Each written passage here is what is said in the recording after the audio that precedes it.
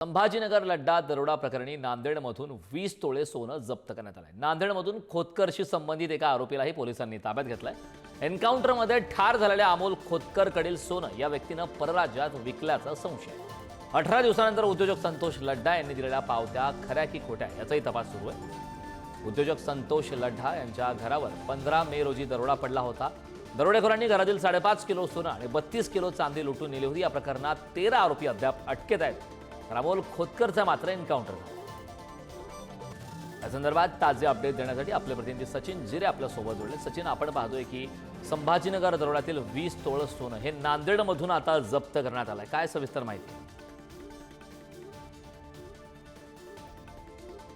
कारण 2 दिवसांपूर्वी छत्रपती संभाजीनगर पोलीस हे नांदेडमध्ये गेले होते। पोलिसांना अशी माहिती मिळाली होती की जो सोनं दरोड्यामध्ये लुटला गेलेला आहे तो सोनं वितळून त्या ठिकाणी विकण्यात आल्या असल्याचं माहिती समोर आली होती। त्यानंतर पोलिसांचं पथक एक दरोडेखोराला घेऊन नांदेडमध्ये गेलं होतं। त्या ठिकाणी पोलिसांना 20 तोळे सोनं आढळून आलेलं आहे। तो 20 तोळे सोनं पोलिसांनी जप्त केलेलं आहे। त्याचबरोबर तेथील एक संशयित व्यक्तीला देखील ताब्यात घेण्यात आलेलं आहे। आता यापूर्वी आपण पाहिलं की 5.5 किलो सोनं आणि 32 किलो चांदीमधून केवळ 32 तोळे सोनं जप्त करण्यात आलं होतं आणि आता हे 20 तोळे असे एकूण 52 तोळेच्या जवळपास फक्त आतापर्यंत रिकव्हरी झालेली आहे।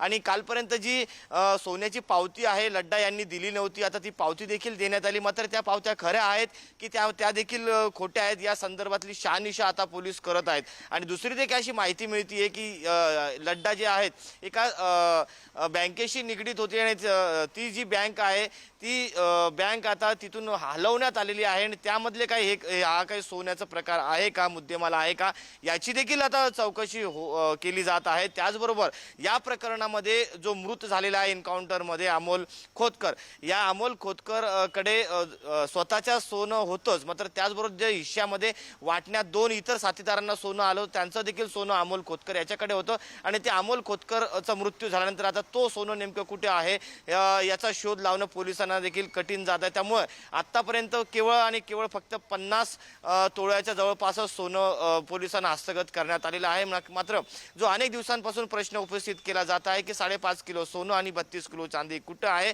तो प्रश्न अजूनही अनुत्तरितच आहे। करण, अगदी सचिन, आगामी काळात तपासांती आणखीन काय हाती माहिती लागते हे पाहणं महत्त्वाचं आहे। खूप खूप धन्यवाद या महत्त्वपूर्ण अशा माहितीसाठी।